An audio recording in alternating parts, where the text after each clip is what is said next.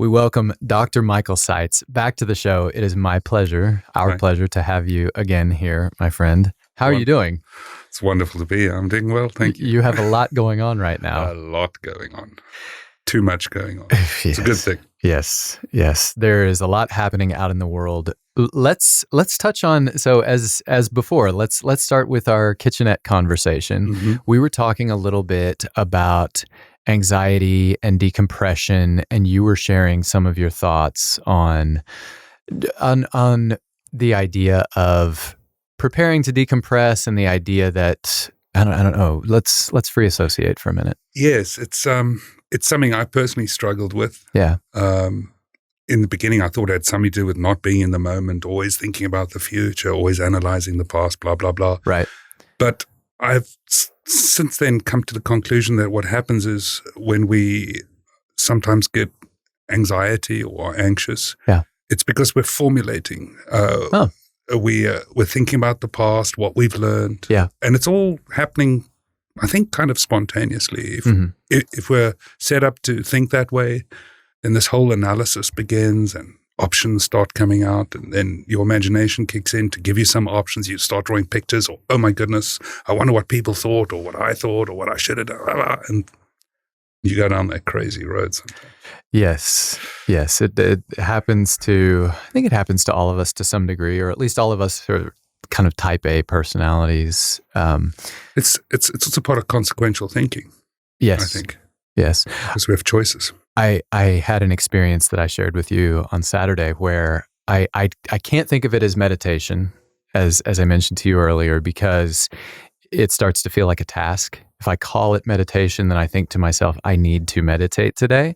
But it helps me if I just think of it as doing nothing. If I just, I'm going to go breathe for a little bit, then it feels like, okay, this is time for me. I can do what I need to with it. But what I discovered this weekend, as I shared with you in the kitchen, was I had to prepare. My mind wasn't ready to start the process of decompressing.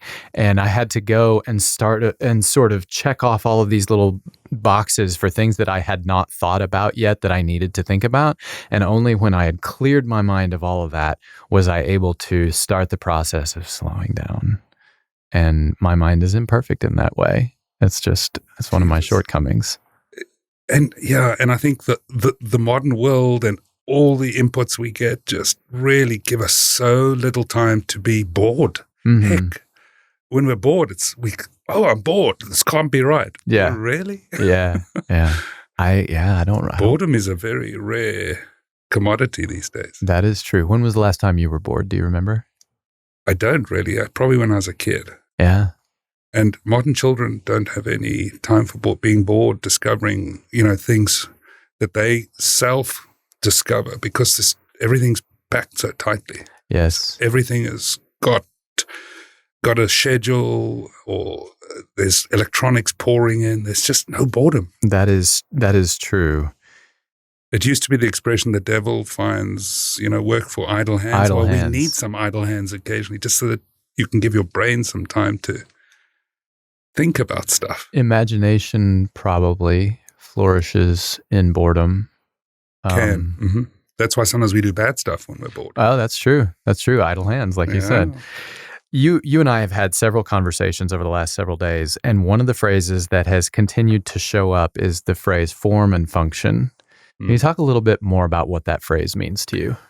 That's a core philosophy that kind of instinctively had, even as a child. So form is obviously how things look, how they feel. Right. So that is, to me, an emotional quality. Yeah. And function is obviously that it works. That's a pragmatic quality. So if you go into AI and that, AI is very good at functional, but we teach it using functional systems to create form. But form is an emotional reaction. So if you've got a very nice car that performs wonderfully on a racetrack, but looks really ugly, very uncomfortable, has no form, it has only function, then to me, there's something missing in terms of completeness. We do judge a book by its cover. We are people. We look at things. Our first impression of something is created by form, what we see. So whether you're an engineer, and engineers are often criticized for this, for not paying enough attention to form. Right. And artists are accused of paying too much attention to form. But beautiful things always have form and function combined. A beautiful house is functionally works, has everything, all your comfort. And then when you look at it, you go, wow, what a beautiful house. It gives you a feeling. Right. Oh, it's comfortable. So form and function. Never give up on them. Yes, indeed. Engineers, listen.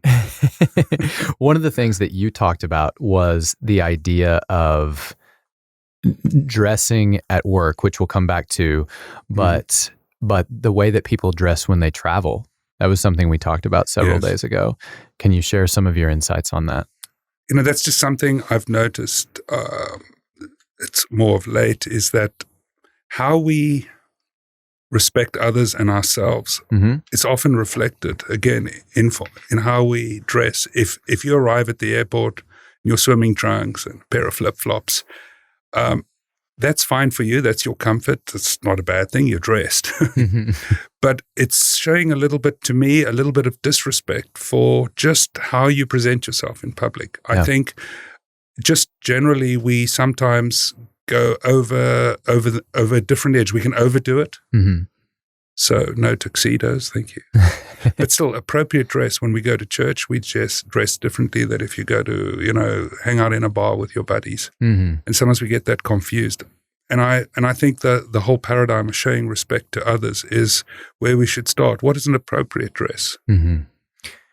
I felt that when you said it to me the other day, and I have been kind of turning it over in my mind since then. I think there's definitely something to that. I as I mentioned to you at the time, I dress for travel. I dress up a little bit for travel, but for a different reason. And I've told my wife this, and I still don't know if she totally feels me on this, but if there's ever a problem, and most of the time I've been fortunate with travel, and 80% of the time nothing goes wrong and everything's fine. But if there is a problem and I go to have a conversation with a flight attendant or with an agent at the desk, that conversation is handled differently if I'm in a t-shirt and board shorts than it is if I'm wearing a jacket and, a nice shirt, slacks or jeans or whatever. But it just feels different. They're totally different. Yeah. And I feel like I even speak to them differently. Not in a bad way, not in a condescending way, but it just feels more like I am one professional speaking to another professional.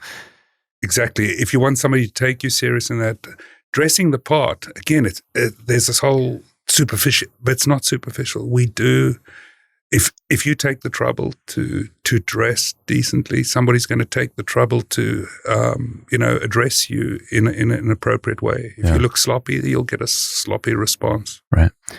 Tell us the story about teaching your employees to keep the workplace clean. Oh, goodness, this is just amazing. So we spend all day at work, right? Yeah. And so to me, it's sometimes we spend way more time at work than we do at home. So to me, the work environment is very central in the culture of a business. Yes.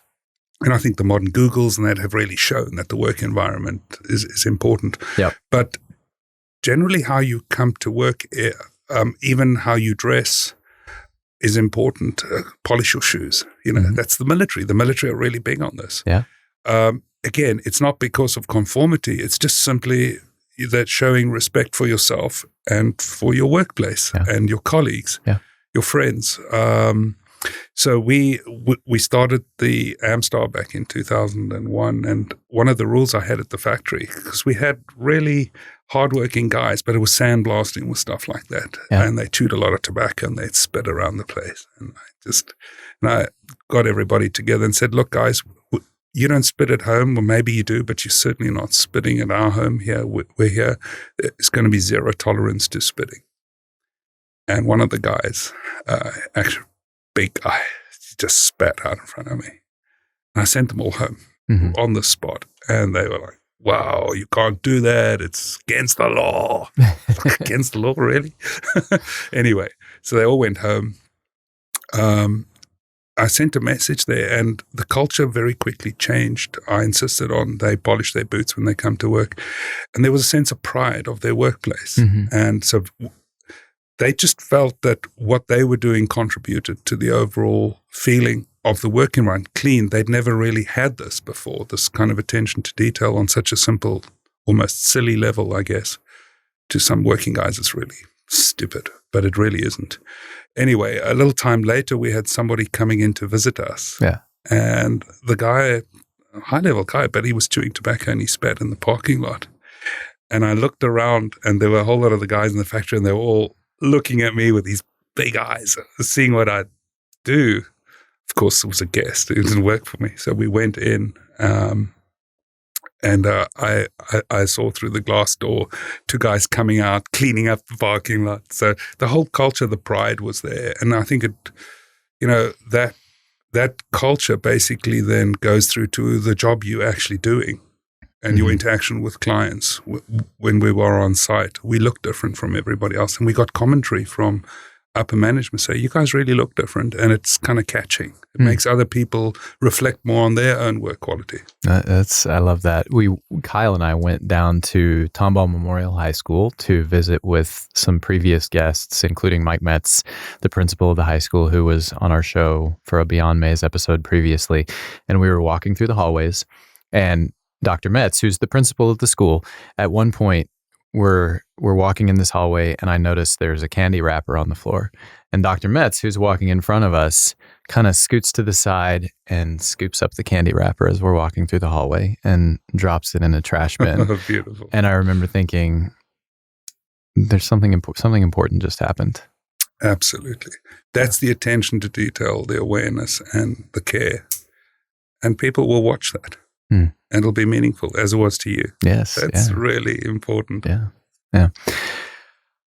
Let's talk about the coronavirus. Yes. It has captured the public consciousness in a way that very little else has recently.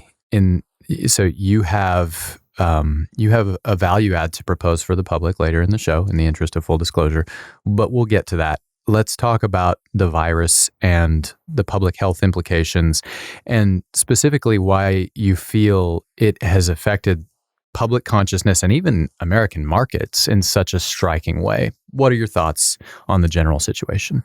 Well, this is obviously right now a giant topic, concern. Yeah. Putting our hands around this is such a complicated topic, all the way from public policy, all the way down to what we do as individuals to protect ourselves, to protect our families. Right. I myself have really tried to read, to educate myself, but also to kind of understand what information is out there for others to react to. Yeah. Obviously, hand washing or hand wringing, a lot of both, is kind of the thing that we're in control of, right? You can go and wash your hands. So there's a big kind of feeling, wash your hands. It's common sense, wash your hands. And it is. So that's something we can do to make, I think, to a large extent, to make ourselves feel better. Right. It obviously has value, medically speaking. Right. But I think what's really driving a lot of this is the feeling of lack of control. You can't see viruses. You can see sick people. Yeah. And then you read, people start transmitting viruses before they feel sick. Mm-hmm. You know a story, or you're starting to hear about a story of somebody who got it and they never even saw anybody who was sick, and blah, blah, blah. So it's just this latent fear that comes with catching an illness, and especially an illness potentially that could result in the death of someone, maybe not yourself, right, but certainly a family member, an elderly family member. So it's challenging how to deal with the pragmatic world, what to do, and the emotional reaction to fear. Yes. And the two things that have really jumped out at me about how we're perceiving this are, one, how it's being portrayed in the media. I'm doing air quotes here. Yes. I do feel that there is a certain amount of inflation that the story has gotten in the media. But to a degree, that's supply and demand. Absolutely. They're showing us what we want to see, which is stuff about this thing that we are frightened of. That's one thing. And then the other thing is how we are reacting to the way different governments are processing the situation in terms of policy. Like you were talking about earlier, there's, in as much as we have an opinion about how the United States has handled the situation so far, most of what I've seen has been critical. And the only administration that I've seen get a compliment in terms of how things have been handled is the Korean government. They have apparently some sort of quick testing process for it. And it seems to me that any administration is sort of between a rock and a hard place to some degree, because if you do too much, then you're being reactionary. And if you don't do enough, then you're whatever the opposite of that is. And hindsight is an exact science. Yeah, that's such a great quote. So I have this enormous compassion for leaders in this type of situation where everybody's looking to leadership to tell them exactly what to do, and got very little tolerance for the leadership not knowing exactly what to do. Mm-hmm. And, any leader always fights two realities. One is the emotional response of people, and what you really need to do. Yeah. So if you're a pilot in a plane, let's call that a leader, and the plane is going down, in that time, the pilot has to be concerned about landing safely, but the passengers may be screaming and yelling and terrified for their lives. But the pilot has a different job to do in that instant. He's not a leader, but he's functionally the leader of the safety of those people. And in hindsight, you may say, "Oh, the pilot was so rude. I just needed some words of comfort." And you did, but that wasn't his job. And so leaders are torn between comforting, the people that are expecting to be their mindset at ease, and doing some hard things. Sure. I heard a story recently about Woodrow Wilson, who had been, and I'm going to butcher some aspect of this story, so my apologies to the listeners, but the broad strokes of it were that Woodrow Wilson had been extraordinarily popular in his home state, which I believe was New Jersey. And right before his reelection, there was a series of shark attacks along the New Jersey coastline. And the thought was that Woodrow Wilson had not done enough to prevent these shark attacks. And so everybody was right. He should have done more. Right. He should have done more. He should have put his boxing gloves on. But so Woodrow Wilson ended up winning the election in a landslide and lost his home state of New Jersey, where he had been immensely popular prior to that, because there was there were these optics that he could not find a way to get past. Couldn't control that. Exactly. Right. And it's like you said, you're always fighting on two fronts. And sometimes the thing that completely addresses and solves, even solves the emotional aspect of things, is really not what functionally is going to solve the underlying problem, but it's something you can look at and feel safe and say, there's a harbor wall now and the sharks can't get through it, whatever. I mean, exactly. And at the end of the day, we're all children in some ways still, and we look, mom and dad know everything. They really don't. Yeah. Well, they do. But I know everything as a dad. But the parent needs to decide, what do they disclose to their children? Yeah. What is not appropriate to disclose? Yeah. The key thing is that parents always have the best interests of their children at heart. Yeah. Despite not always knowing exactly what to do, what the right decision is. And they, as a dad, I regret terribly some of the decisions I made, but at the time I made the best decision I could. Yeah. And my kids don't love some of my decisions. Yeah. Can you share most of them? Can you share an example? Oh yeah, I've got the one that haunts me is when my daughter was younger, she wanted to do horse riding. Yeah. She had a great passion for horses. And I had a little bit of a fear of horses from the point of view that the risk of injury for poor, during poor training and that, it's fairly high. There are a lot of injuries. If you go into the analysis of horse riding, it's actually relatively dangerous on a statistical level compared to riding a bicycle or playing football for guys, whatever. And so I kind of made the decision because the training that she was in, I said, no, this is something I would prefer you not to do. I want you to be with horses, take care of them, go to stables. But she wanted to ride and she wanted to jump. And so I kind of said, no. And I just did that from my personal, belief at that time. But I think it was a wrong decision. I thought, I think it was probably worth taking the risk in hindsight, because the risk was still 1 in 100. Yeah. Which to me was too high, for somebody being in a wheelchair, potentially. But it probably, the fact that I destroyed that vision she had, I should have probably have worked harder to make it safer, and rather than take a no stand.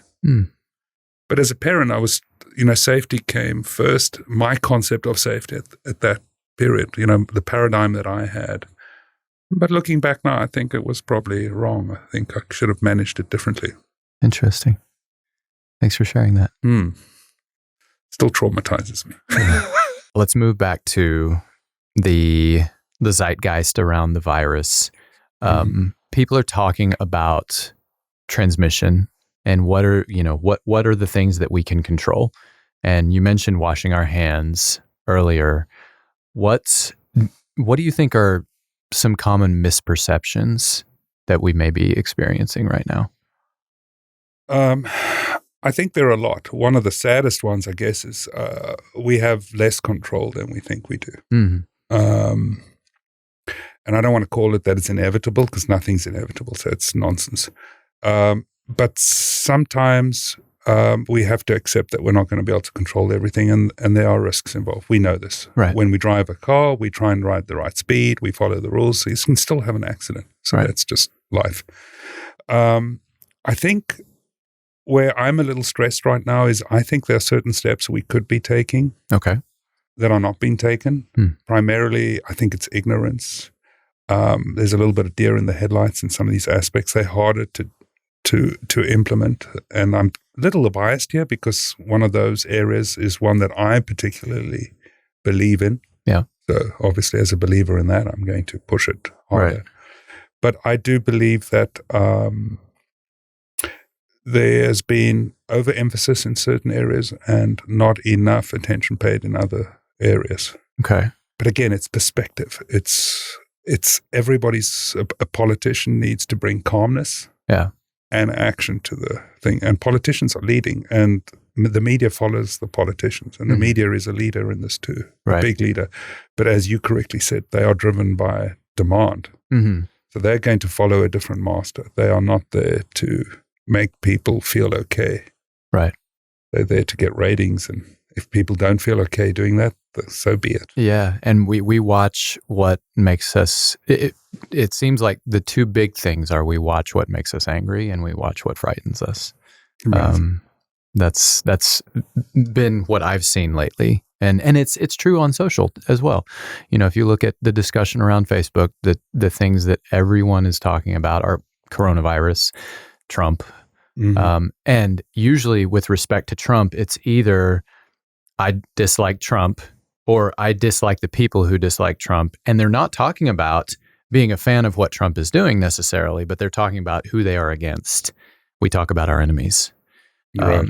And we also have a fascination as people. You think when you're driving, there's an accident and you get the backups, the traffic jams and the accidents on the opposite side of the road, the rubbernecking. Yeah. It's because we have this fascination with stuff going wrong. Tragedy or problems. It's just, it's wired into us, right? Somebody has a car accident. It's very, very hard to drive by and not pay attention to that. Yeah. It's just how we are. Yeah. So rather than try and change it and train people not to do that, we've got to think about what the outcomes are and become smarter at managing those realities when there are important things to be done. And obviously politicians are trying that every day. Right. What suggestions do you have? I mean, I agree with you on the rubbernecking issue.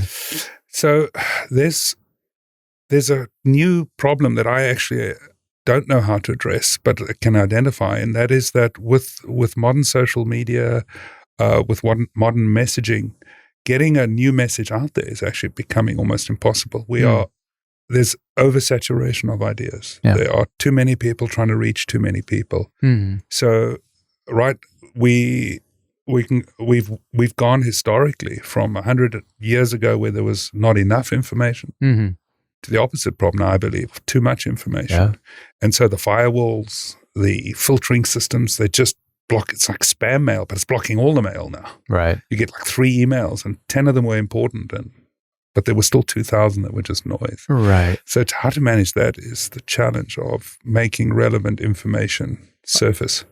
A lot of our, exactly as you say, a lot of our work is now in figuring out what sources we want to trust. And, what is fake news, so to speak, and what is reality, and what are the biases, because we all have biases. Absolutely. And one of the things that I think we've done a good job of acknowledging, even in the last few years, is that it is impossible to escape them. And so Exactly. I think the best, if we're talking about news, one of the sources I like best is called Knowhere, KNOW, Knowhere. And what they do is they try to tell the story from multiple perspectives. So they'll tell the story from the left and then from the right, and then they'll try to tell it from a neutral perspective, understanding that and admitting that they have biases as well, but they're doing their best to give you both sides. And to me, because that's what I always want to know anyway. Oh, that's so wonderful. Exactly. To get on every aspect, Mm-hmm. paradigms, perspectives Yeah. are the most important things. Yeah. To becoming smarter. Right.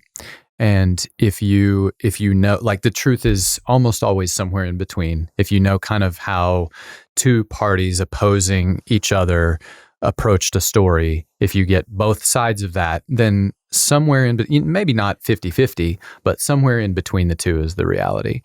And, quantum-wise, two truths that are opposite can still both be true. Oh, that's true. It can be raining, which is a neutral event. Right. In one person's world, the truth is the rain sucks because they had a golf game and they've been planning this for years and now it's raining and they can't have their golf game. Right. And to another person, it's like, wow, it hasn't rained for weeks and we need it for the vegetation. But Sure. So two completely different paradigms, two completely different truths, and they are opposite. The one person hates the rain, the other one loves it. So the coexistence of two opposites, one doesn't balance the other. They're just two absolute paradigms that are real. One of the hardest things for me to acknowledge in the past few months has been to take an honest look at the Trump presidency and say, here are the places I don't like how the man comports himself. I think he acts a fool regularly. Some of the form. Yeah, exactly. Form criticism. Perfect. I totally agree. Perfect. Disastrous at times. And there are, and to be clear, there are some function outcomes that I do not like either. I think that the way immigration is being handled, but we can get into that some other time.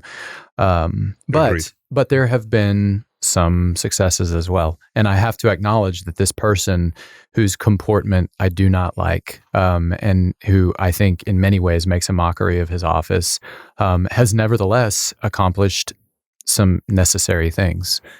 Well, I'm a strong believer that because I didn't even like his show, I refused to watch it because I just didn't like the style of it. Yeah. So I was absolutely not a lover of the guy. But as we discussed last time, if you step back from some of the decisions that have been made, that have been pushed, it's not all wrong. Mm-hmm. Yeah. There's a lot that we have to be grateful for. Yeah. And they're hard things to do, some of the things. Yes. Really, really hard. No question. Something else that is, I think, instructive in that whole process is on social and in traditional media, the people that are the most interesting to listen to are the ones who you don't know what they're going to say before they ever say it. The people that you feel like are really questioning their own perspectives on social. When I post something, I know most of the time who's going to disagree with me, and I know who's going to agree with me. And the people that I watch the most are, honestly, almost everyone is pretty easy to predict. But some of them will do their best to question their own perspectives. And even if their broad position is generally predictable, the way that they describe it is less predictable because they want to come at it from a place that is new. And honestly, the same is probably true for me. I try to question my own assumptions as much as possible. Well, the way we measure things changes as well. I think as individuals, we often, I think, instinctively make the best decisions we can in the moment. Sure. And then in some respects, we kind of have to hold on to those positions so we're not embarrassed, maybe. Politics to me is fascinating in this sense because you'll get a politician who makes a statement. Yeah. Controversial one. Let's use that as an example. Controversial statement. Yeah. You'll have to defend it. Yeah. And then a lot of people will argue that position. Now, when I'm having discussion with somebody, I'm always open-minded that you may say something that I change my position. I become enlightened to a new perspective. Yeah. That may be for this afternoon, and then tomorrow somebody gives me a new one. I change my mind again. Yeah. That's considered being intelligent, listening, reflecting, broadening your mind. But in politics, you change your mind. You're fickle. You don't have a backbone. You don't have this. You don't have that. That's a good point. So it's kind of, you're damned if you do and damned if you don't. But politicians spend their life arguing a new position for another person. Like, you've got to reflect on this and change this. And I think if that politician doesn't stick his line, he's kind of doomed as a top politician too, as a flip-flopper. Yeah. So on the one hand, we want to compel and convince people and they need to listen. And if they do listen and they do change their mind, then they're weak people. Mm-hmm. So good luck on that. Yeah.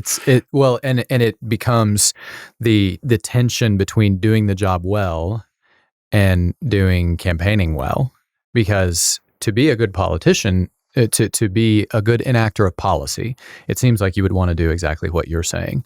But to get there, to qualify to do the job in the first place, you have to run a campaign, you have to be elected. And you have to be consistent and predictable. People love predictability. Yes, they want their politicians to be predictable first. Right. And smart second, I think. That they'll say, no, I want a smart politician. Well, a smart politician will change his mind often. Yeah. Well, that flies in the face of predictability. Yeah. So if you really poll that question in a non-direct question way, you'll find out what we really value in life is predictability. Yeah. We don't like change. Right. And we don't like intelligence because change is wrapped into intelligence. Right. Yeah. So in one aspect of the job, you would theoretically want to optimize, but really the incentive is not to optimize.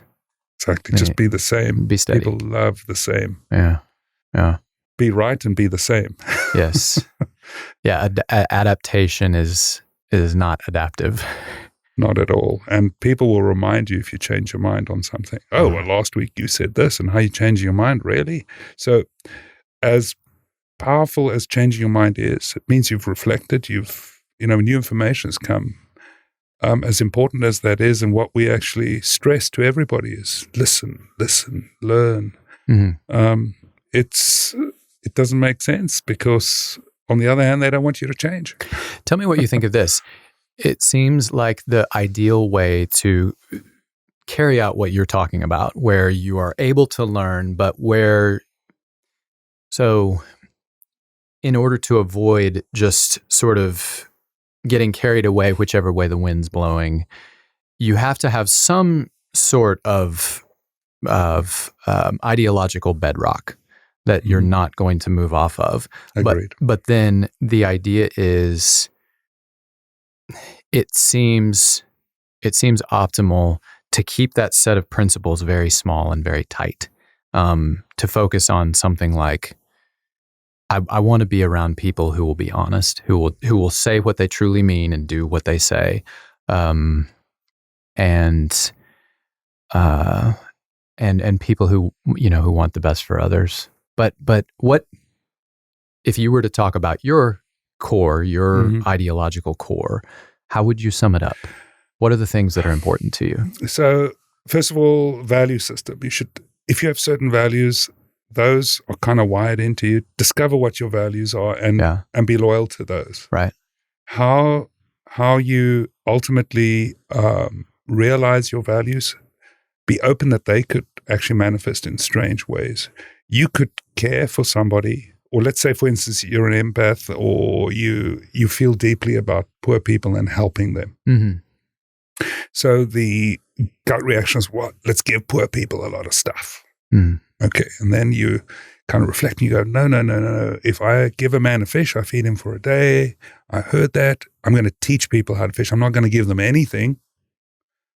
And I'm only going to, teach them how to help themselves. And then you find out, well, the guy starved to death on that day. So, so the reality sits somewhere between. Maybe I need to teach him to fish and give him a fish. So this is the evolution, but the core value there is still to help people, not die from starvation, if that's one of your core desires or values in life. So it's to be able to grow, adapt without losing your direction.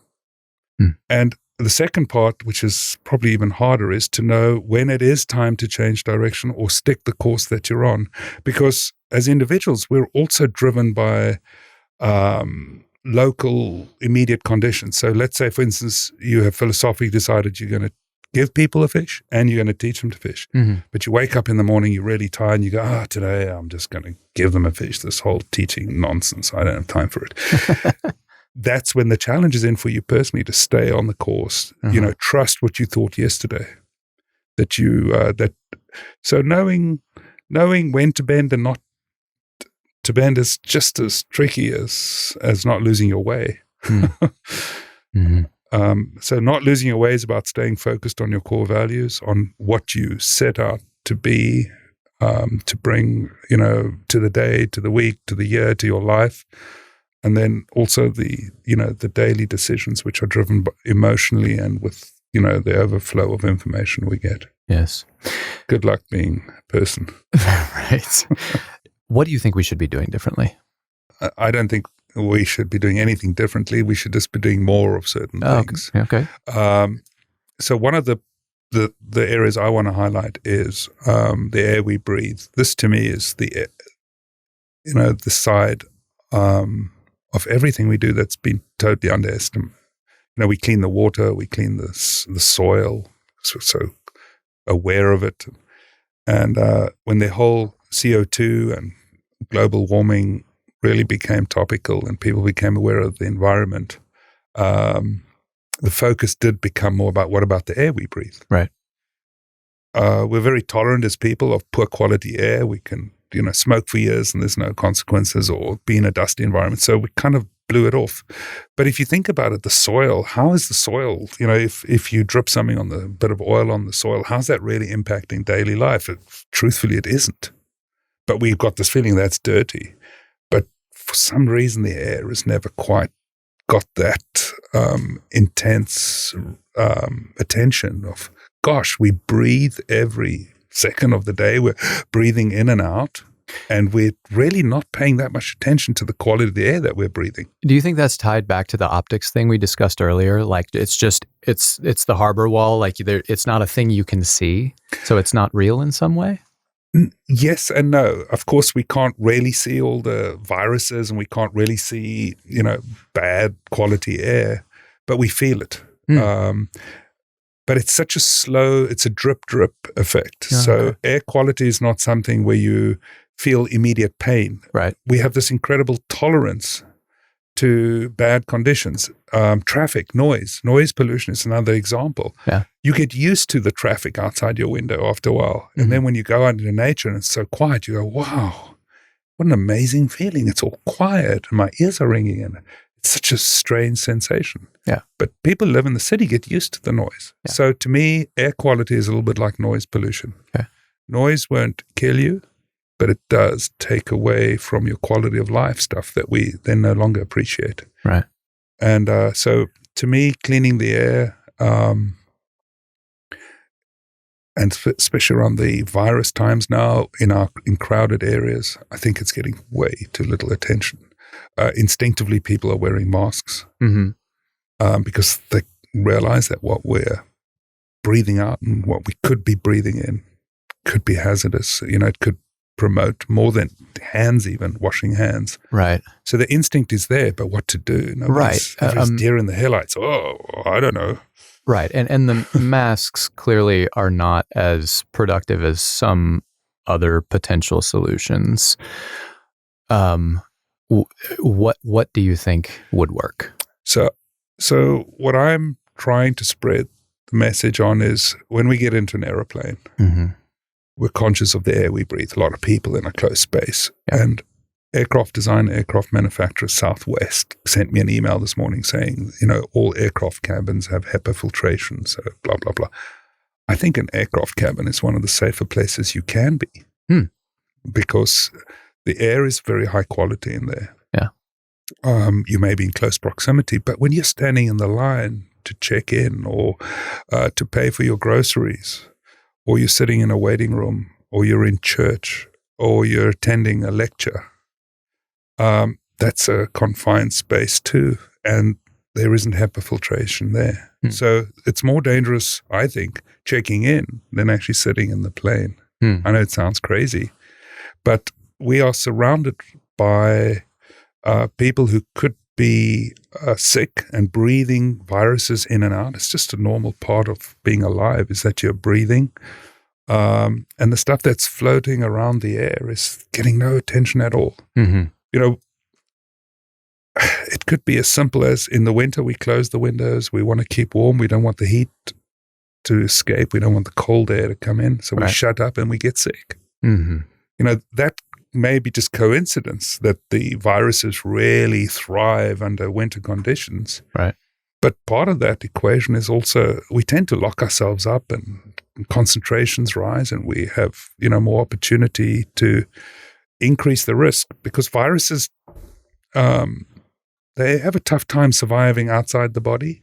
So they're vulnerable. And if you keep the concentrations of viruses down, you're actually protecting yourself. You're not going to get rid of them, but you really want to limit the exposure to strong viruses, big populations of these things. Keep yourself healthy. And another unintended benefit of good ventilation systems is that it removes a lot of secondary complications. You may pick up bacterial infections or just allergies. These all affect our immune system. So during virus time, you really want to keep yourself strong and reducing inflammation in your lungs or in your nasal passages, mucus production. It's a good thing. Yeah. Let's plug your product line. Let's talk about a specific solution. Okay.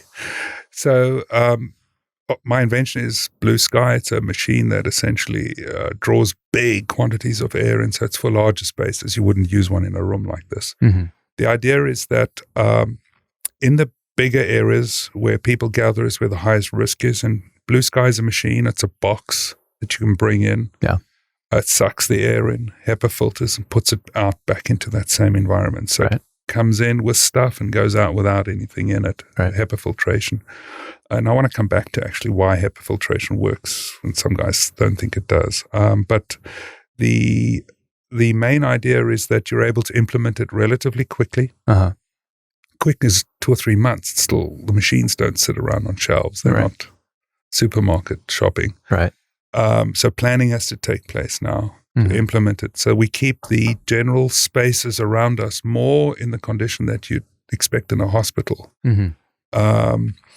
It has 2 benefits. A, I think it will improve the overall health of people in general, make them feel better, make them feel safer. And then it also has the if I call it psychosomatic, it's not really psychosomatic, but if people are taking steps to clean the air that we breathe, just like when we put a mask on, it brings up confidence. It brings up a feeling of well-being, and that helps your immune system. It helps general public. We're not going to hide away for the next year while this plays out. We have to go out.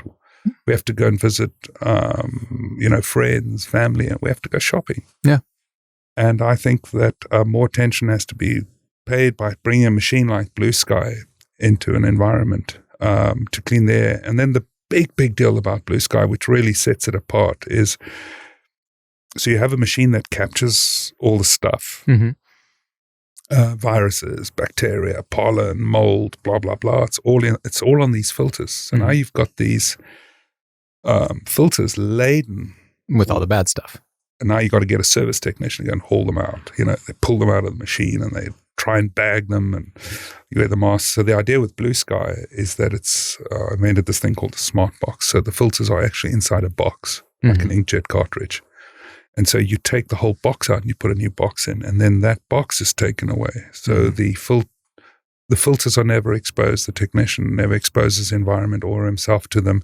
You just interchange a box. It's literally the inkjet cartridge. You're not squirting ink and you're not getting your hands black. Yeah. You just click it out, click it in. Yeah. There's obviously a price for that kind of thing. Yes. However, if you compare just the time it takes to be safe when changing filters, it pales compared to the price, never mind the risk, but just the straight price of changing out a box. Right. And so that's what we're trying to kind of show the market, is there is a way to clean the air in these crowded spaces quickly and efficiently. And then the service end is just as important, that you don't expose these concentrated pollutants, on the people who have to do the service at the end. Okay. Let's briefly go back and touch on the HEPA filtration. You were talking about some aspect of that you wanted to go back to. So there's been a lot of 1 + 1 = 2 type of arithmetic by even physicians to say, well, the virus is very small. It's, it's nanometer size, tiny, and the HEPA filtration doesn't catch such small things. It catches stuff 10 times bigger, so it can't work. The viruses will get through. Yes, a virus will get through, but viruses don't survive as individual organisms. They are normally collected in aerosol or some liquid, mucus, saliva. And so what the HEPA filter is trying to capture is not an individual guy floating around there because he's dead anyway. It's the carrier. It's the carrier. It's the vessel. We're trying to catch the buses that transport the viruses around. Yeah. We're not trying to catch viruses. So this is how misinformation spreads. It's like, well, this is logical. The virus is very small and the HEPA filter is very big compared to that. But the aerosols, the spitballs, they're not going to make it through the filter. So the filter is really, really efficient and works. It is catching the stuff that'll make you sick. Well, we hope people listen to this message. I think there's a lot of value here. It's hard getting it out there. I've had people say, "Oh, fascinating," and nobody's reacting. I haven't had a single. I've been kind of trying to spread the word now for a week aggressively haven't had a single inquiry back to ask, really, so what would something like this cost? Or, just some pragmatic questions. Not a single pragmatic question yet. So nobody's. Why do you think that is? No idea. There's just literally deer in the headlights. Wow, that makes sense. Good. Yeah. And I can't figure out, or I haven't figured out yet, where the barrier is to somebody making it personal, say, well, I'm planning on actually doing something about that. Yeah. Fascinating. Oh. So I even look at, say a big business saying, okay, I implement HEPA filtration, and then I put it out into the public to say, if you come to my store, Whole Foods, we filter the air just because we care about the breathing quality. We don't want these fine aerosols depositing on the shelves and things, and we don't want you breathing it in. So just that creates a commercial opportunity to differentiate one food supply from another one, right? In a retail sense. So there isn't even the excuse, well, it'll cost me a lot and I won't get business. Well, if you're thinking about the message you send out there, that you're taking a proactive step to protect people's health, then there's even that side of it checks the box. Right. The only thing that is required is action, is recognition and then action. So, but again, that's a human condition, right? We hear a lot. Yeah. And then we have only so much time to do stuff. Yeah. And I don't, as scared as we are of the coronavirus, I don't know if there's people have proceeded past the I'm just going to wash my hands 17 times a day to the what else can I do? Like what else can really be done? And so I don't know. It's a tough question. And that's why I'm grateful to be able to talking about this topic. I have in no way think that we're going to filter out all the bad bugs and therefore we're not going to get sick. But what we will do is we will change the air quality. We'll reduce the concentrations of stuff.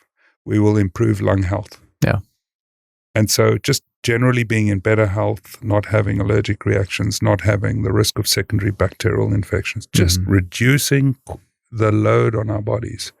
I think that will have a big benefit. And not once this whole thing with the virus passes, it should remain in place. It just makes sense to do a better job. We do it a little bit at home now. There's a big emphasis on HEPA filtration and cleaning home environments. Yeah. We need to bring that same sense to our big gathering areas, but then also care about the technicians that need to service it. That's, I think there's a lot of guys who can do HEPA filtration, but we also want to make sure that we care about, servicing. Yeah. So if someone wanted to implement something like this, what does it look like? What's the timeline? So the implementation is a planning process. So it's about making the decision, and then going about implementing the buying decision, the design decision to implement it, how to put it in there, how to put it out in the market to get the benefit of the knowledge that, proactive steps are being taken. So the whole implementation is probably 3 to 4 months, which means now's the time. The fall is coming. Right now, winter is in the Southern Hemisphere. I think the virus will have a big impact in the Southern Hemisphere and then flip hemispheres. And our fall-winter season, our election season is coming. The preparation time is now. This is the lull before the storm. And that's why I'm so anxious to spread the word now that any decisions that get made now will impact outcomes in the fall. And because public areas are big areas, this isn't, buying something at Walmart and bringing it home and plugging it in. It's not the size of a coffee cup. So I'm very anxious, as it were, to spread the message so that people can make a decision on time. Well, we wish you the best of luck with that mission and vision. And I appreciate the opportunity to chat about it here. Absolutely. Thank you for coming by. Thank you. Thank you for watching. We appreciate your support. Drop us a like below and feel free to leave a comment if you wish. We appreciate positivity and constructive feedback. Don't forget to subscribe to stay up to date on our latest episodes and bonus content. You can also take us on the road using your favorite podcast listening app. We have those linked below. If you'd like to know more about Mays Business School or our guests, visit mays.tamu.edu/podcasts. Talk with you soon.